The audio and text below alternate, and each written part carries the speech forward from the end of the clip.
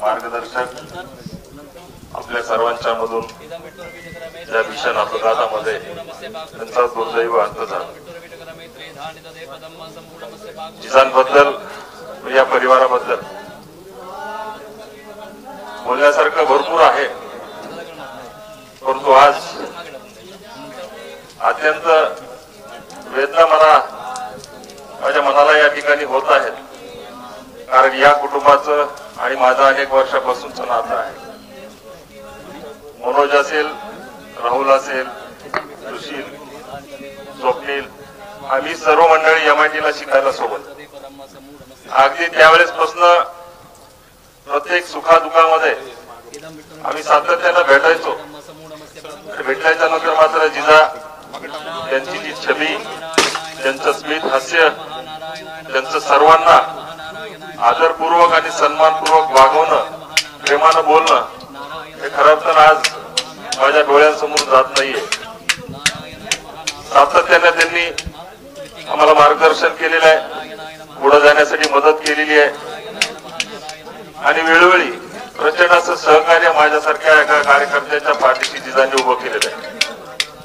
सामाजिक, राजकीय, उद्योग क्षेत्रामध्ये काम करत असताना माझ्या शेतकऱ्यांसाठी काहीतरी केलं पाहिजे म्हणून जिजांनी माझ्या विधानसभा मतदारसंघातील क्षेत्रातील योगेश्वरी शुगर इंडस्ट्री साखर कारखाना विकत घेतला आणि त्या भागातील माझ्या सर्व शेतकऱ्यांना न्याय देण्यासाठी, त्यांच्यामध्ये आर्थिक समृद्धी उभारण्यासाठी जिजांनी धाडसी निर्णय घेतला आणि सातत्याने मागच्या अनेक वर्षापासून त्या कारखान्याच्या माध्यमातून माझ्या पाथरी विधानसभा मतदारसंघातील परभणी जिल्ह्यातील शेतकऱ्यांना चांगल्या पद्धतीचा न्याय जिजांच्या माध्यमातून त्या ठिकाणी देतील. माझ्या निवडणुकीच्या माध्यमातूनही मला कल्पना न देता माझ्या माघारी अनेक बैठका आयोजित करून माझ्यासारखा कार्यकर्ता आमदार झाला पाहिजे, पुढे गेला पाहिजे म्हणून जिजांनी अनेक बैठका घेऊन माझ्यापेक्षाही अधिकचं काम त्या पाथरी विधानसभा मतदारसंघामध्ये केलेलं आहे आणि म्हणूनच माझ्या विजयामध्ये जिजांचा फार मोठा वाटा आहे. आज या नेत्याला आपण उठलेलो आहोत. या लोकनेता आपल्यापासून निघून गेलेला आहे. अनेकांचं मनोगत, अनेकांचं मार्गदर्शन आपण ऐकलेलं आहे आणि प्रत्येकाच्या तोंडून एक मात्र खरं निघत आलेलं आहे की जे आज मला खऱ्या अर्थानं आपल्या सर्वांना सांगावं वाटतं. प्रत्येक हरिभक्त पारायण क्षेत्रातील असतील किंवा अनेक मान्यवर सांगतात की जो आवडे सर्वांना त्याची आवडे देवाला.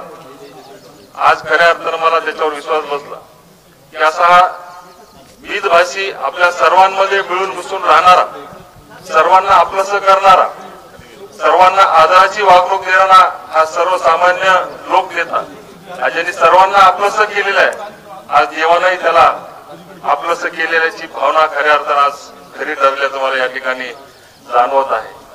अनेक आठवणी आहेत, परंतु मला या ठिकाणी बोलताना फार जड अंतःकरण या ठिकाणी होत आहे.